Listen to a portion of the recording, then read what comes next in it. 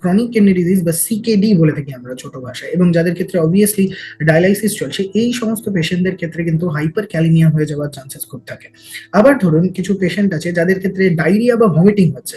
Vomiting কি হচ্ছে, যে পেটের মধ্যে বা অন্ত্রে থাকা যে সমস্ত আমাদের গ্যাস্ট্রিক জুসেস রয়েছে বা ধরুন এইচসিএল রয়েছে, সেগুলো প্রচুর পরিমাণে বাইরে চলে এলো। এই বাইরে চলে আসার ফলে সেই ক্ষেত্রে কিন্তু পটাশিয়াম কমে যেতে পারে, ডায়রিয়ার ক্ষেত্রে পটাশিয়াম কমে যেতে পারে।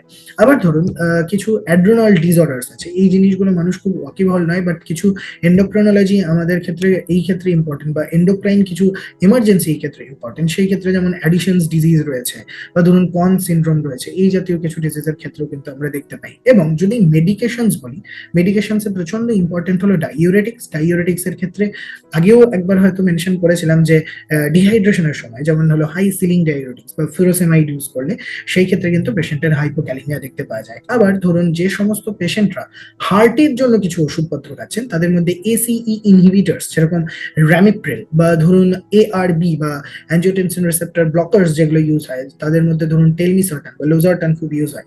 এই সমস্ত কিন্তু আমাদের বডিতে হাইপার ক্যালিমিয়া করাতে পারে। ইভেন আপনাকে যেটা বলার আমার সেটা হলো যে এনএসএইডস বা ধরুন আমাদের যে ব্যথার ওষুধগুলো কন্টিনিউয়াসলি ইউজ হচ্ছে, আমাদের ইয়ে করতে পারে, পটাশিয়ামকে বাড়িয়ে দিতে পারে বডির।